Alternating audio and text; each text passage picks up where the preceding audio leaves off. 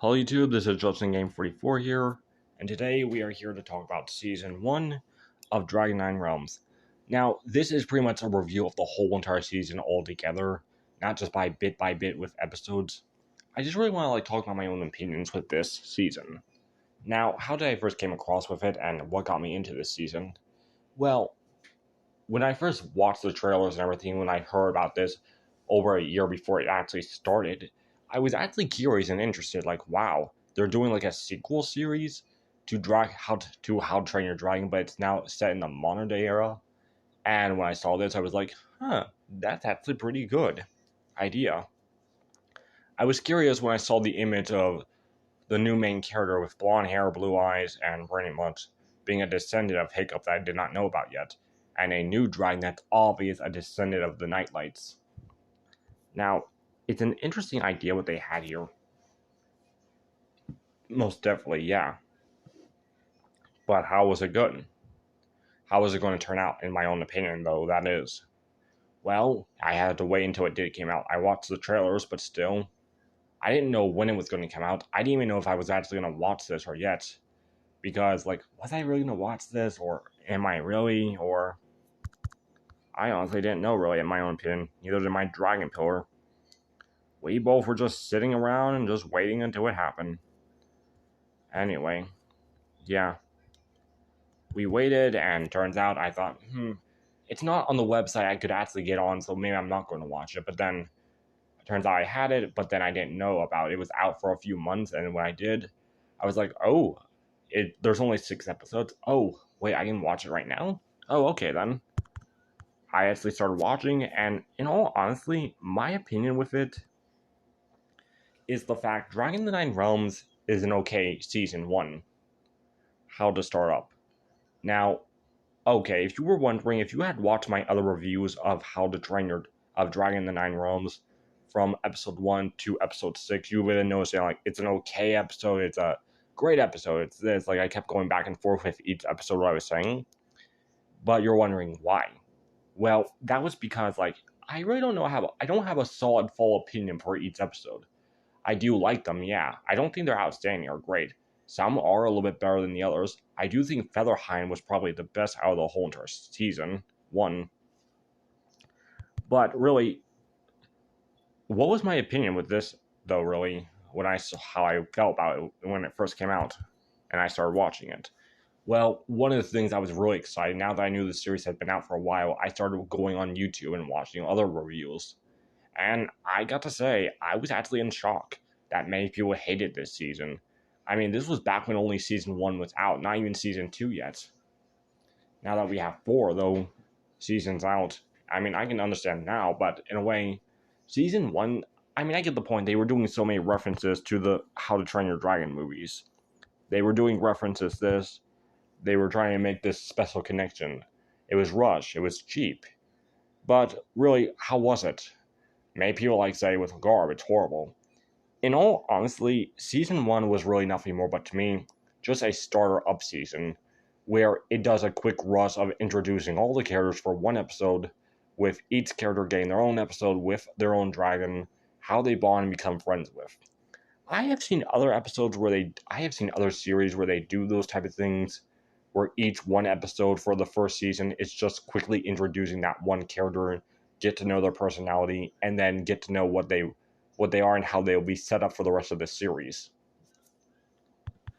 That's honestly my own opinion when it came with Season 1. I saw so many people really hating this show at the very beginning when it was only just Season 1.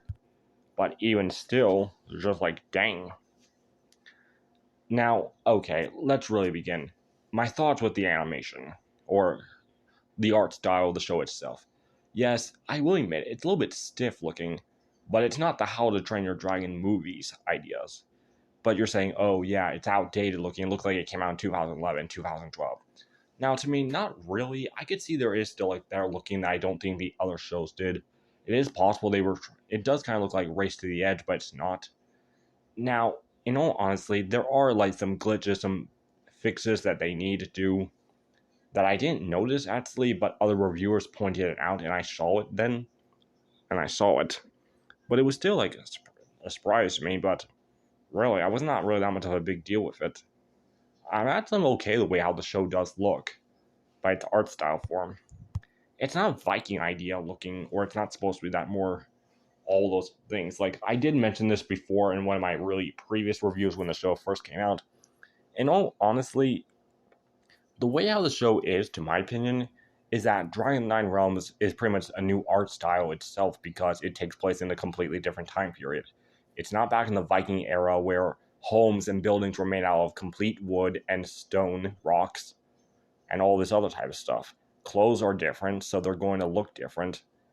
People have changed and look different. Like I thought, really, when you think about it, Olivia Cosden kind of looks like, well, Tough Nut, but more honestly better looking.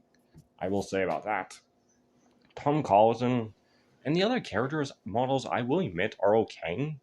There are like maybe a problem here or there with one or two, like with Mei Wong and maybe one of Olivia's mothers, the one with the red head. But really, other than that, I don't really have a problem with all the other character models. I mean, yeah, there are a few. Like, I do think some of the faces are too squeezed in together. Like Olivia's rival that we meet at the end of the season one, which I still don't remember her name, but I'm going to have to look that up as soon as I can. So when we see her again in season two. But nonetheless, when it came with her in season, all these other besides that, like I do think Mei Wong has a few problems with her face design as well. I'm not a big fan of her character design, with her having a big hat and that big fur coat. Like to me, why did they give her all that? Really try to keep her so warm looking clothes. Like, wouldn't it make where she's trying to make herself keep herself warm from the cold weather, even though it's not snowing or anything? I mean, we do eventually see her what she looks like in season 3 without it, and I was like, huh, she does look good without that, where she's wearing all white clothes, and I gotta say, pretty good looking. I kind of wish they went more with that style with her design, and we see more of a hairstyle without that big hat. She does look like wealthy and everything. I do think they could have done a little bit with that type of design. I even made a redesign of her, and I have to say it looks good.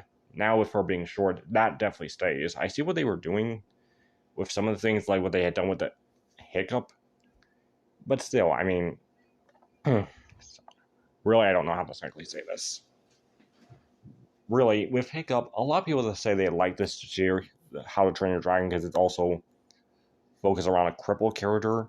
But of course, what I mean by Hiccup having a broken leg, well, not broken leg, a prosthetic leg, Toothless with a prosthetic fin, and even a few other characters in the show series itself has prosthetics. I'm only mentioning this because I'm basically trying to explain. I've seen a lot of other reviewers bring it up. Now, honestly, it's not really a big deal to me, but it's okay. But I actually do like what they're doing, like showing different types of people. Also, another thing with this is like, well, honestly, I really don't know what else to say.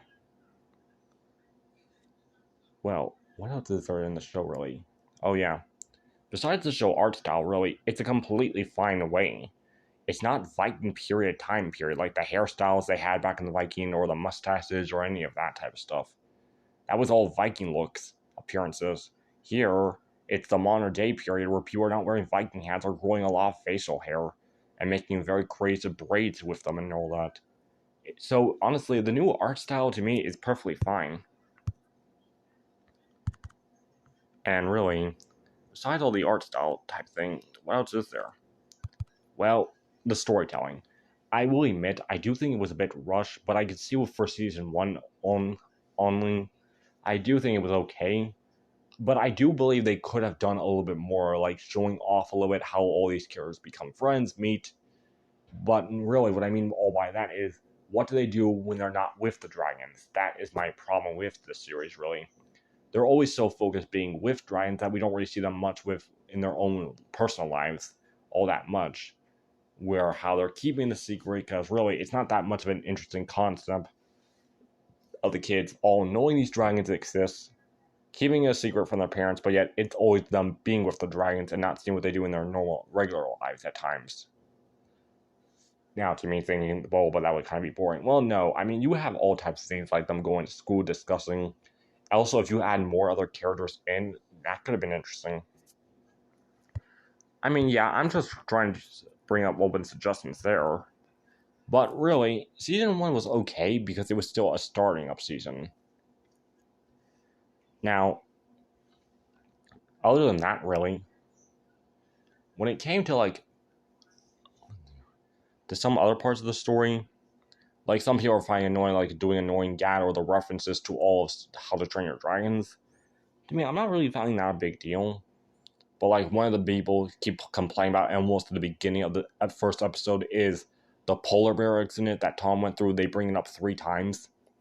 I'm honestly not like offended or really like annoyed by that because believe it or not, I have relatives that will constantly keep reminding me about past events over and over again that happened over like 10 years ago. And all honestly, to me, when I watch this, it kind of reminds me of that. But honestly, yeah, I can relate to that. So in a way, it's technically not really an annoying thing to me. And honestly, they're also what it's about, basically. So, other than that, there are like a few other jokes they do. The comedy, it's nothing to make me laugh, really, I would say. But the comedy is like, oh, right, funny. But nothing to really like, that type of thing. Really, I just like the jokes, but the jokes are not really funny to me where I can laugh, burst out. If it did, I would be surprised. I will admit to that. But other than that, really, what was season 1 that I did like? Well, all honestly, nothing much really. I mean, season 1, like I kept repeating myself, it was a starting up season. We introduced all the characters, and really, well, basically that's it to me. I do feel like there were like 2 main reviewers absolutely hating the show without giving it a chance. Because like it just started, it was just an introducing season, and like wow, many people hate it. Now, of course, everyone has their own opinion and title, and that's completely alright. I mean, I can understand why there was like too many references to the movies instead of trying something new. Although, like that big rip-off scene where Tom almost died and Thunder saved him by recopying the scene from the first, almost at the end of the first movie. That was something I wish they didn't do. Honestly, I can agree with that. Because I see exactly what they're doing, because they were trying to simulate they are completely bonded for life now.